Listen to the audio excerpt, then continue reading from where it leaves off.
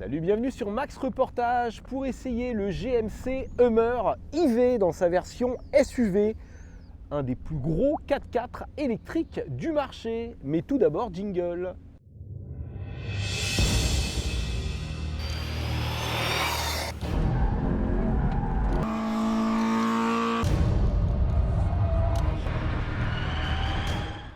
Le nouveau Hummer 100% électrique est fidèle à la marque, c'est-à-dire que c'est un énorme 4x4. On est à 5,53 m de long pour 2,18 m de large. Vous voyez, il a des épaules d'un footballeur américain et 1,95 m de haut. Alors 1,95 m de haut, c'est quand les suspensions sont rabaissées puisqu'on a des suspensions pneumatiques et la garde au sol est ajustable. Ça peut monter jusqu'à 2,05 m. Le modèle que nous essayons ici est une version haut de gamme en SUV, il existe également en pick-up. Et cette version haut de gamme dispose de 3 moteurs synchrones à aimant permanent, 2 à l'arrière, 1 à l'avant, pour une puissance cumulée de 841 chevaux et plus de 1100 Nm de couple. Et ces 3 moteurs électriques sont alimentés par une énorme batterie au lithium-ion d'une capacité de 212 kWh net utile. C'est la plus grosse batterie du marché. Le modèle que nous essayons aujourd'hui est en finition Edition 1 avec une magnifique peinture métallisée. Vous noterez également la présence de grandes jantes de 22 pouces chaussées de pneus spécifiques, des pneus tout-terrain. Sur le toit, on remarque 4 panneaux vitrés qui sont amovibles indépendamment et manuellement. Voyez la calandre avec le logo Hummer rétroéclairé, les optiques entièrement à LED. Et chaque optique est un indicateur de charge quand le véhicule est branché. Ça, c'est original. Découvrons le coffre de ce Hummer électrique avec une porte latérale électrique. Donc on peut utiliser la télécommande ou le bouton qui se trouve ici.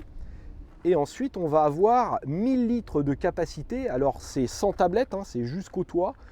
Ce qui n'est pas si immense que ça hein, pour un gros véhicule. Maintenant, c'est large, c'est profond. On a une sorte de double fond, vous voyez, pour pouvoir loger ces câbles. Ici, un petit rangement. Là, des boutons pour rabattre les dossiers de banquette. Donc là, vous voyez, je fais ça et ça tombe automatiquement. Donc ça se rabat en 2 parties. Et on a ce sol antidérapant, ainsi qu'ici une prise de courant, hein, puisque le véhicule peut fournir du courant à l'extérieur. On a une fonction V2G et V2L. Et vous noterez également que la vitre arrière peut descendre et remonter électriquement aussi.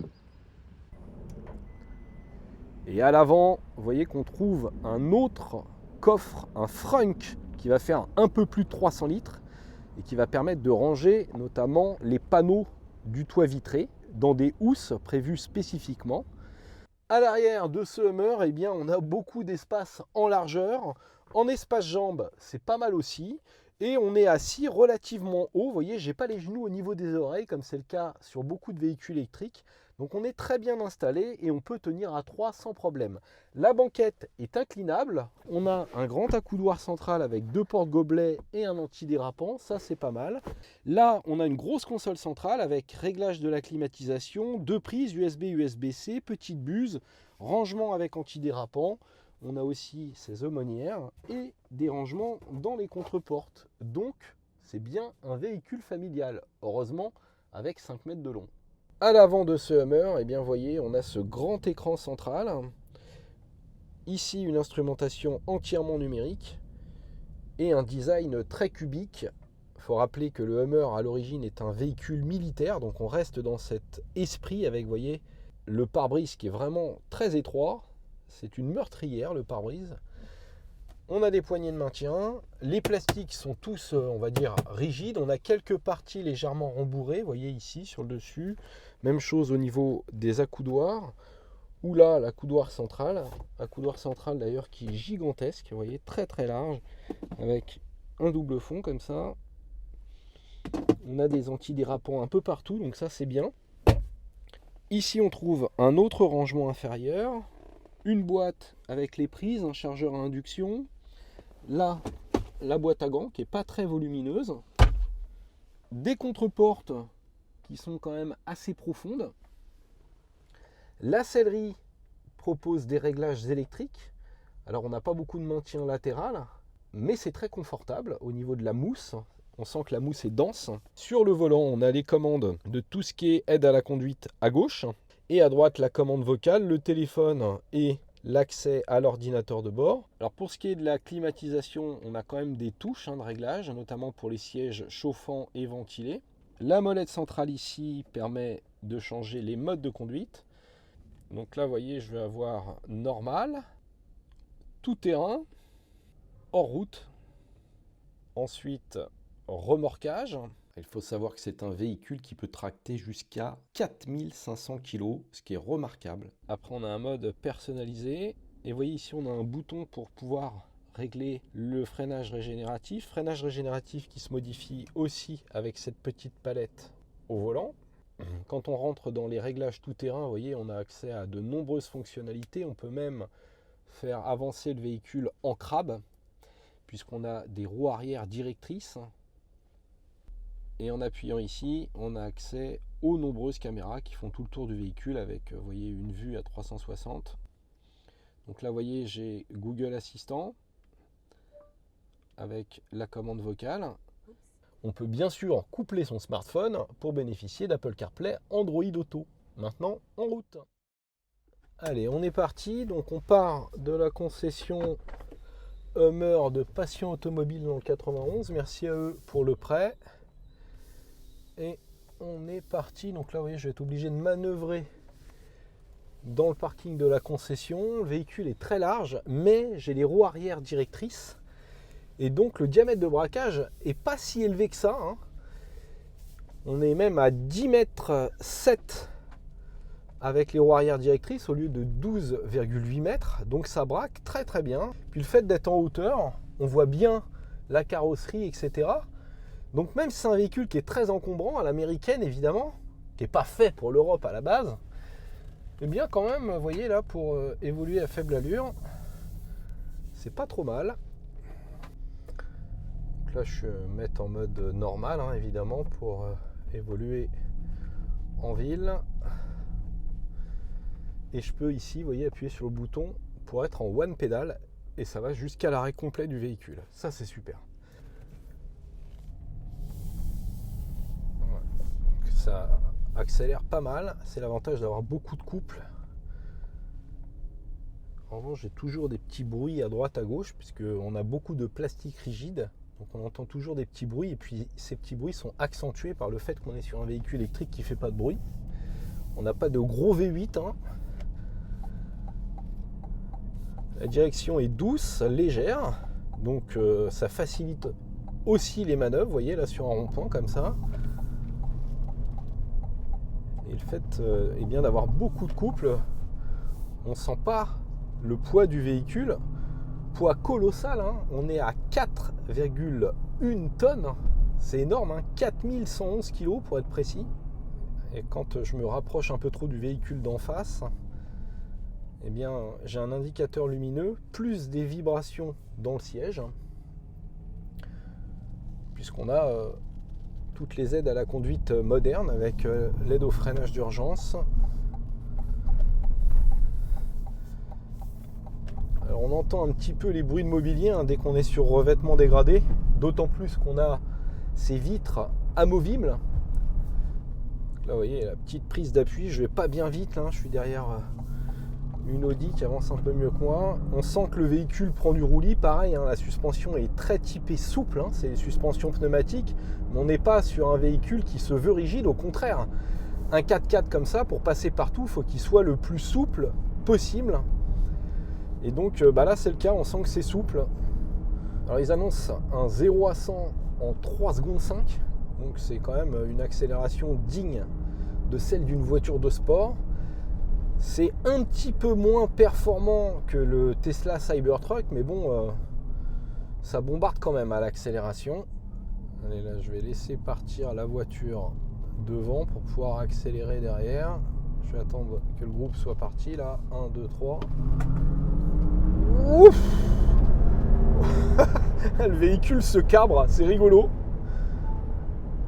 Et en effet, ça marche bien. Pourtant, j'ai pas mis le launch control, hein. Je suis en mode normal là, mais on a un mode launch control pour pouvoir faire des démarrages canon. Ça fait bouger le téléphone portable d'ailleurs qui se met à rebiper pour m'indiquer qu'il charge. Lui aussi, il a cabré avec le train avant. Alors, entre les pneus qui sont très épais plus les suspensions pneumatiques qui sont souples, hein, autant vous dire que ça se balade un petit peu. Donc c'est quand même une sensation qui n'est pas désagréable, hein, d'être au volant de ce véhicule très souple, qui filtre plutôt pas mal les chocs finalement, et surtout qui domine la route comme ça. On a l'impression d'être dans un camion, mais un camion qui peut passer absolument partout. Alors je vous disais que le véhicule fait 4111 kg, ça veut dire qu'avec mon permis B, théoriquement, je n'ai pas le droit de le conduire. En fait, il y a une dérogation sur les véhicules électriques, et au niveau de l'homologation, on ne compte pas le poids de la batterie. Donc là, théoriquement, on est en dessous des 3,5 tonnes, et donc j'ai le droit de le conduire avec mon permis B, mais parce que c'est un véhicule électrique. Allez, on prend un bout de national, là, donc c'est 90. Alors évidemment, vu la forme du véhicule, on a quand même un petit peu de bruit d'air au niveau du pare-brise et surtout du toit. Maintenant là à 90 ça reste raisonnable, hein. Alors évidemment avec 4,1 tonnes, il ne faudra pas faire une spéciale de rallye, sinon vous risquez de brûler les freins. Mais en usage quotidien, on a une bonne réponse au niveau de la pédale de frein. Comme en plus on a beaucoup de freins moteurs, eh bien ça reste quand même assez rassurant à l'usage. On n'a pas l'impression que le véhicule peine à freiner. Ouais. Et là on sent que faut mettre du volant quand même, hein. C'est pas hyper direct. Et le véhicule ne s'inscrit pas de manière, on va dire, immédiate. On n'a pas le train avant d'une Polo GTI, mais bon, en même temps, sans doute, hein, avec un Hummer, c'est pas l'idée. Les bruits d'air sont surtout sensibles à partir de 110. Hein.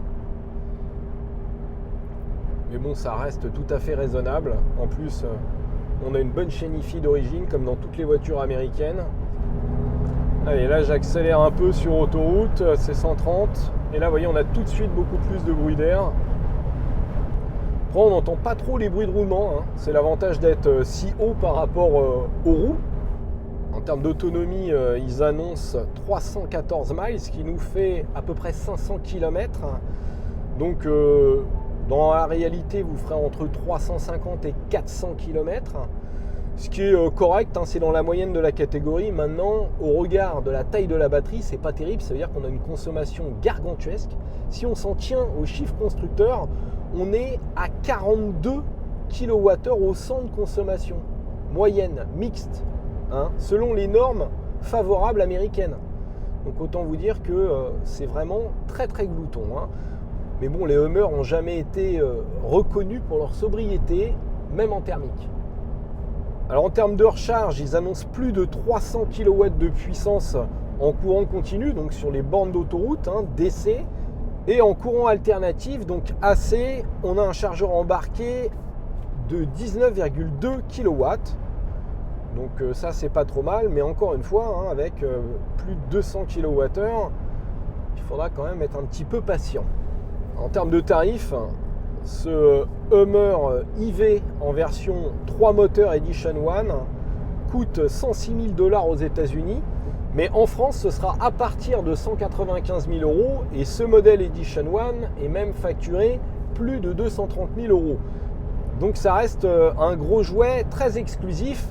D'ailleurs, il y en a à peu près qu'une trentaine qui se vendent par an en France.